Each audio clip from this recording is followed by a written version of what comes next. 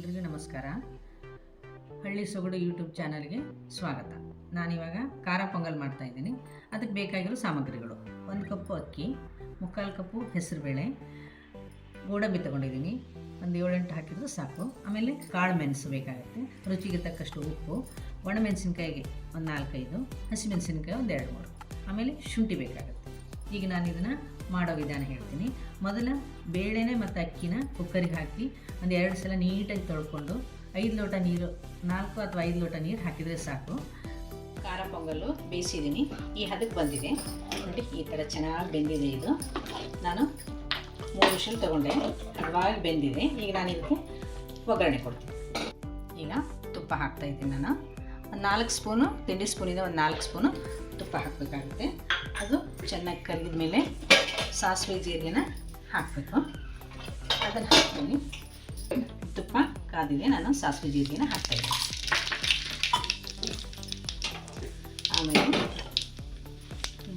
ಒಂದು 3 ಹಸಿಮೆಣಸಿನ್ಕಾಯಿನ ಹೆಚ್ಚಿಟ್ಕೊಂಡಿದ್ದೀನಿ, ಅದನ್ನು ಹಾಕ್ತೀನಿ. ಒಣಮೆಣಸಿನ್ಕಾಯಿ ಹಾಕ್ತೀನಿ. ಚೆನ್ನಾಗಿ ಫ್ರೈ ಆದಾಗ ಒಂದು 4 ಮೆಣಸಿನ್ಕಾಯಿನ ಹಾಕಬೇಕು. ಎಲ್ಲ ಚೆನ್ನಾಗಿ ಫ್ರೈ ಆದಮೇಲೆ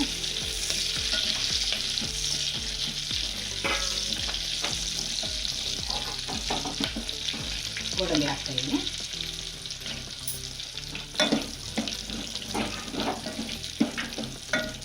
ಆಗಿದೆ. ಈಗ ಕಾಯಿ ತುರಿನ ಹಾಕ್ತಾಯಿದ್ದೀನಿ. ಒಣ ಕೊಬ್ಬರಿ 2 ಸ್ಪೂನಷ್ಟು ಹಾಕ್ತಾಯಿದ್ದೀನಿ.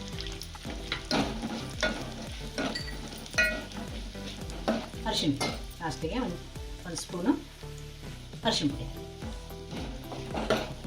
ಆಮೇಲೆ ಗಸಗಸಿ ಮತ್ತು ಪೌಡರ್ ಮಾಡಿ ಇಟ್ಕೊಂಡಿದ್ನಲ್ಲ, ಏಲಕ್ಕಿ ಲವಂಗದ್ದು, ಅದನ್ನು ಹಾಕ್ತೀನಿ.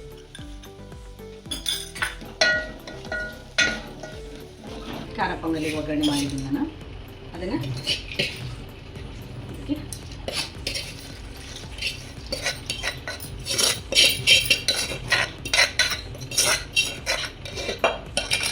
ಎಲ್ಲ ಚೆನ್ನಾಗಿ ಮಿಕ್ಸ್ ಮಾಡಿ.